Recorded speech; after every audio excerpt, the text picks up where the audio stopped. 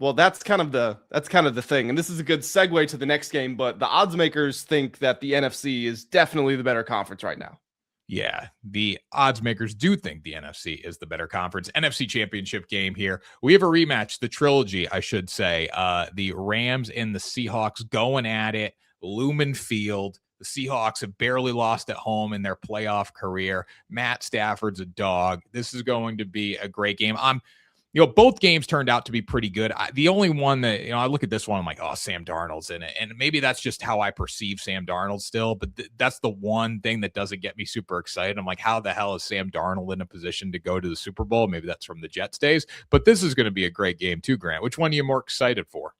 I'm definitely more excited for the NFC Championship for sure. To get to some of my nerdy stats, which that I love, DVOA, which is one of the better measures that we have out there. I get that it's new school, but it does a great job of measuring teams and players. And essentially, this is the best matchup in NFL history, according to DVOA, or at least as far as back as the data goes. So however many years back, and it's not particularly close. These are the two best teams individually and also combined. So this is going to be a great matchup, just like both their regular season matchups were. The first one is a Rams win by 2 points, and the Seahawks could have won. They kicked from 61 as time expired, and they miss. And then the Seahawks get their revenge. They win in overtime against the Rams by going for 2. Just saying it, screw it, we're ending this thing right here. So this is going to be a very fun matchup, and I will just say this straight up off the bat. The Rams being 2.5-point underdogs, hey, they could lose, and they would have covered in both the first 2 games, because first one was a win by 2, second one was a win by 1. What I guess up next is a tie, and that's not possible, obviously, but maybe we're going to a second 15-minute overtime period. I don't know, but I do just think this is going to be an extremely close game.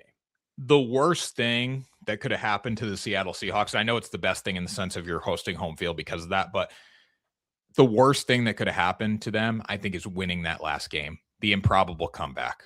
I think it would have been better for the Seahawks coming into this game 0-2 against the LA Rams rather than being 1-1. Because, Seahawks fans Sam Darnold made all those mistakes last time and we were still in the game. Our secondary was injured and we still won the game. Yes, but if the Rams are in that spot again, I will take the Rams 10 out of 10 times.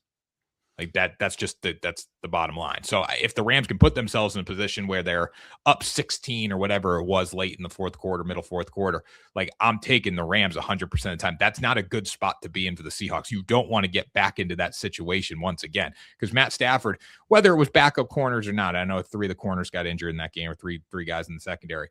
But Matthew Stafford still had a day. And in the first game against them, he didn't really have to have a day because they were getting the ball inside the 50 pretty much every time, with Sam Darnold throwing an interception. So it's an interesting spot here.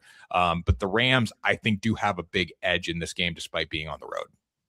Well, I think both these teams are phenomenal. I think the Rams are phenomenal. I think the Seahawks are phenomenal.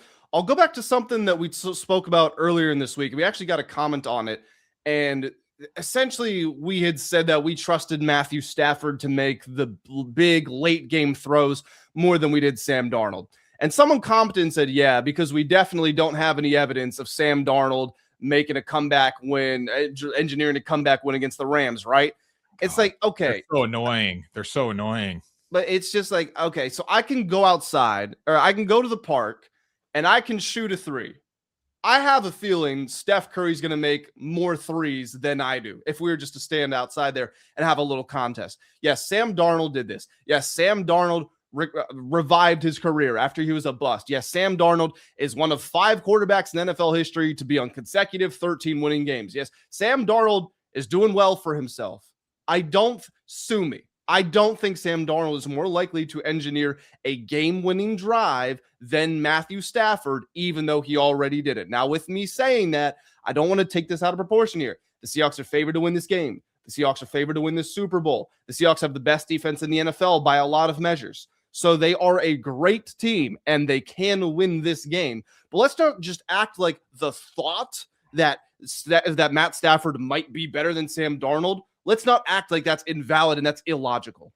Well, the thing is about the last game, the way it went down, Rashid Shaheed returned the punt to put them in a position to even consider a comeback. Without the punt return for the touchdown, the way the offense was playing for Seattle at that time, you're not going to win that football game. So you needed that first off. And then Sam Darnold was able to have his day. But Darnold turned it over 6 times this year against the Rams. If he turns it over twice, if there's 2 Sam Darnold picks, which he's had at least 2 picks in each of these games, if there's 2 Sam Darnold picks, it swings in favor of the Rams heavily in this game, especially the Rams coming off a bad offensive game. Coming off the bad offensive game, you're coming to this one more focused. Defensively, the Rams should be boosted by the fact that their defense kept them in a game last week against the Chicago Bears. The Seahawks are great, obviously. They have a really good defense. Sam Darnold can play. Jackson Smith-Njigba is obviously one of the best receivers in the NFL. But I kind of know what I'm getting a little more with the Rams. Because if the Rams defense gives up 35, I think Matthew Stafford can go out and score 36. Where if the Seahawks defense isn't sharp, I'm not sure that Sam Darnold's going to be unbelievable in the football game. Yeah, the thing is, if the Seahawks, if this becomes a high-scoring game, this Sam Darnold and the Seahawks offense can get to that level. They can get to that level where they're making the plays and they're scoring the points. The problem is I view them as being much more likely to throw an interception, to turn the ball over as well. So that's the margin. That's the thin margin you're trying to depend on. And again, both these games have been as close as they possibly can be. So yes, we are splitting hairs. Some people out there watching this might like the Rams. Some people out there might like watching this might like the Seahawks. I don't think either fan base, if anyone in either fan base is going into this expecting to win by more than a touchdown, then I would tell you them that they're deluded. It might happen, but to just completely disregard the opponent like that, seeing how close these games have been, knowing how good the other team is, that's crazy. So when we have these conversations, let's do it fairly and say that, yes, this will be close and we are trying to split hairs, but these are big hairs to split. The difference between a Hall of Fame quarterback who's won a Super Bowl, best coach in the NFL, versus a guy who was a backup a couple of years ago, a head coach who's never been in this spot. Yes, that's a hair, but that's a pretty big hair when we're trying to sort this out. That's the separator. And again, the defense is great for Seattle. Seattle's really good at home in the playoffs, but this is not the old Seattle. This is a new era of Seattle Seahawks football. And when it comes down to it, which quarterback do you trust more? Teams go out and defense win championships. I totally agree with that. But when it comes down to it, and one team's in a bad spot in this game, because one will be, is it the Rams or the Seahawks at some point? Which quarterback do you trust more? Which offensive play caller do you trust more? Which receiving core do you trust more? I trust the Rams in all those areas. And I do think the Rams are going to have some success running the ball in early downs. But when it comes down to it, it's as simple as it is. I'm going to take the better quarterback when pretty much everything else is even. Because I think the better quarterback can overcome the really good defense more so than the inferior quarterback who's more likely to throw an interception.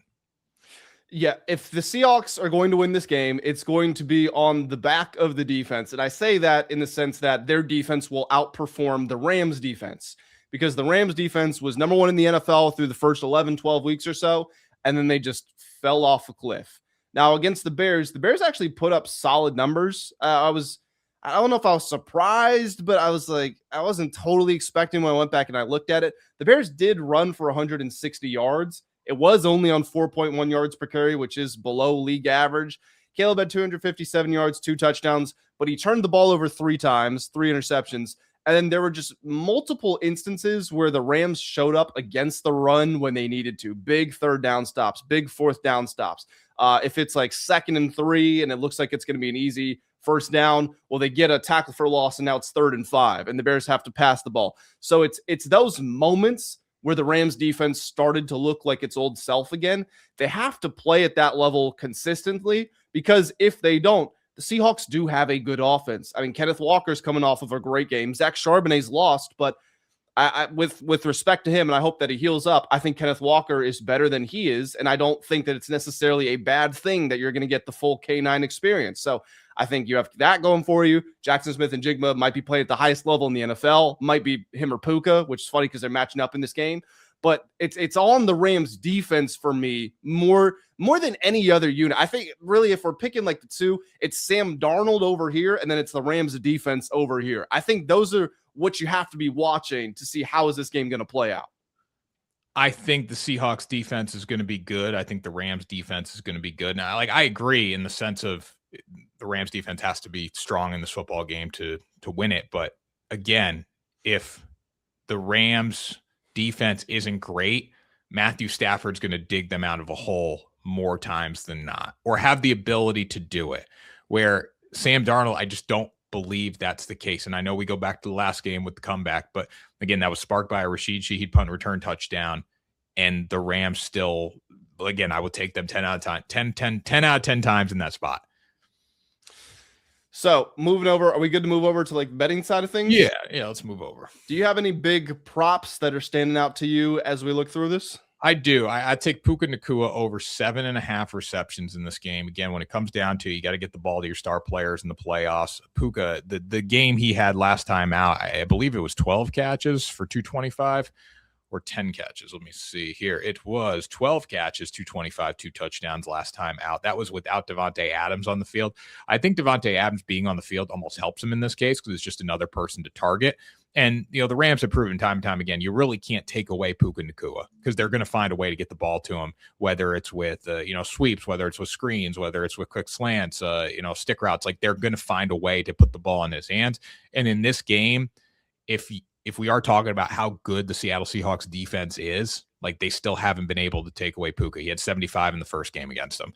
So, and that was with a bad Matthew Stafford performance. It was like 75 of Stafford's 100 and something 130, yards. I think. Something, yeah. So they have not been able to take away Puka Nacua. I'd be on Nacua touchdown at pretty much every Nacua prop you can find this week. I'd be on, but I like 7.5 receptions. He's had double-digit receptions in 3 of his past 5 games. So I like Kyren Williams as an anytime touchdown scorer for plus 120 here. And that's without me line shopping. You could find it. In fact, I have the page open again where I can compare it across every single sports book. So let me see what kind of odds we're looking at for a Kyren Williams touchdown. The best ones you are going to get are plus 125 at bet 365. So solid value there. He has 3 touchdowns in the playoffs so far. He can get it done running. He can get it done receiving. He scored in, let's do this live, 1, 2, 3, 4, 5, 6, 7, 8, 9, 10 regular season games. And then again, both playoff games as well. The Seahawks do have a very good defense. And while we're both expecting Stafford to show up in the big moments if he has to, doesn't necessarily mean that you're going to put all of the pressure in the world on his shoulders. So when you get near the goal line, why not just give it to you? I mean, the Seahawks got to honor Puka. They got to honor Davante Adams. We know Stafford loves throwing to the tight ends. They got to honor all of this. So let's just give it to the running back, the guy who scores all the time.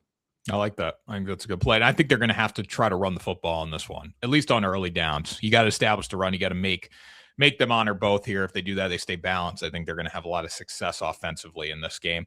I'm going to go back to it. I'm going to take the steady one. Good old Sam Darnold interception, minus 146 in this game. 6 picks this year against him. I can't not take it. 6 picks, minus 146. I do think Matthew Stafford puts pressure on the opposing quarterback in the sense of, you got to score.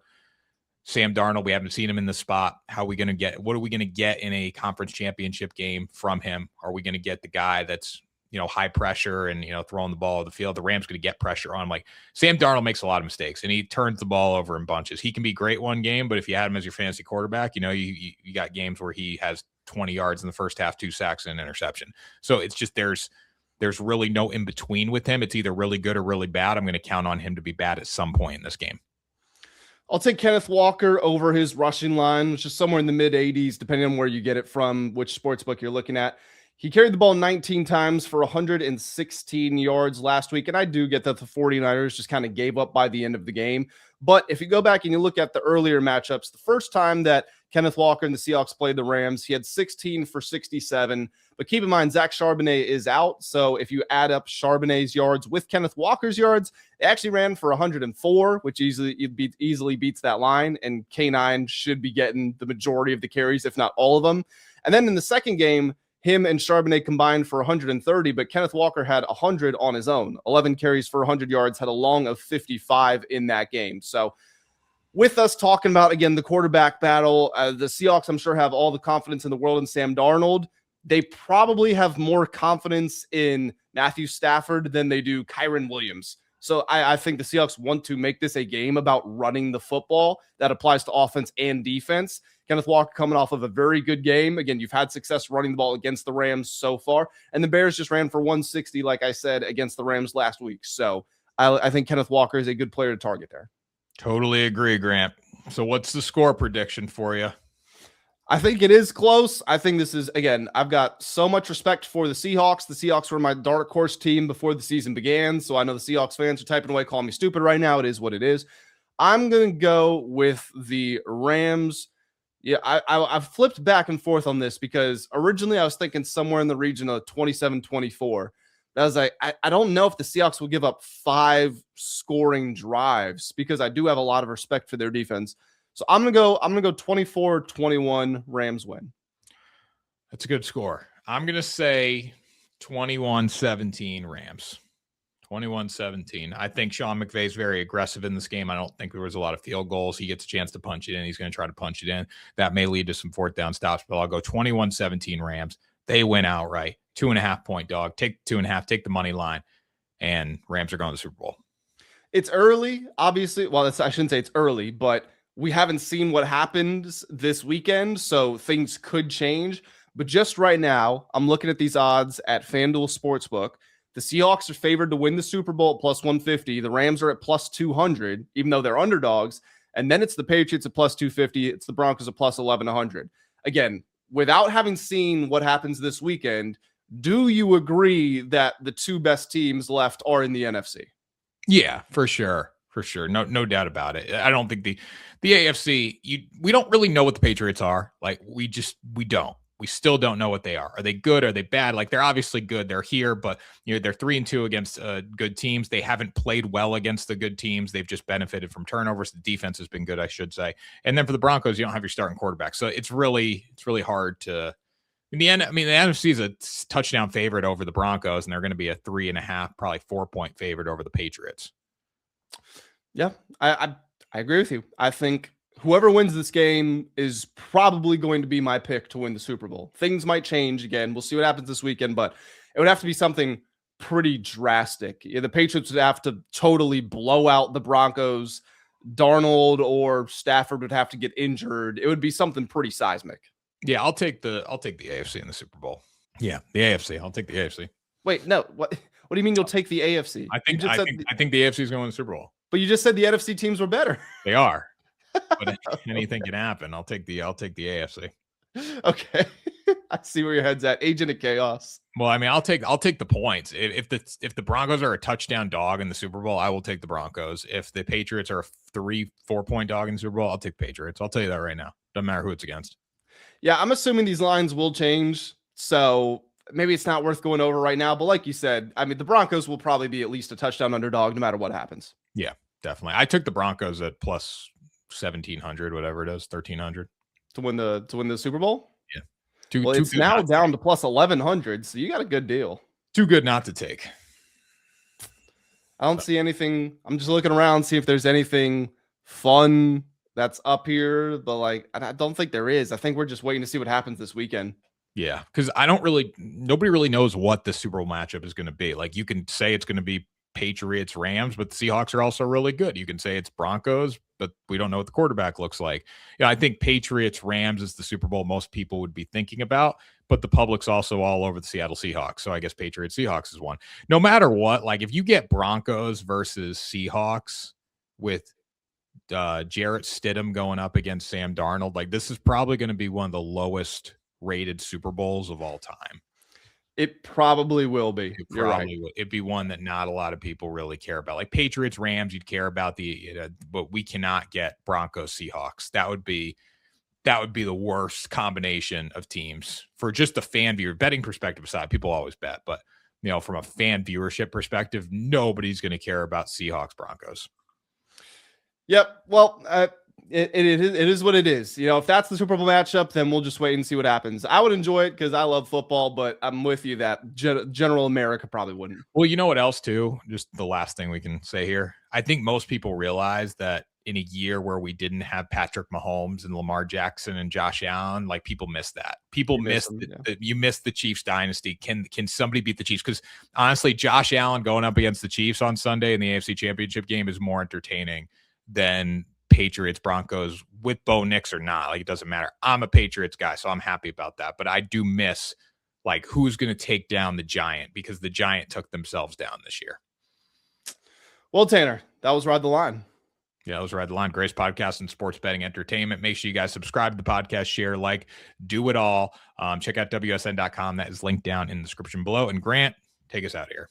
100%, guys. If you made it to the end, make sure that you do hit the like button. Again, that's the easiest way you can support us. Throw your thoughts down in the comment section below. We are eager to interact with all of you. So we read, we respond to all the comments, so make sure you're down there. Subscribe if you're new around here, and we will catch you after championship weekend when we know the Super Bowl on the next episode of Ride the Line.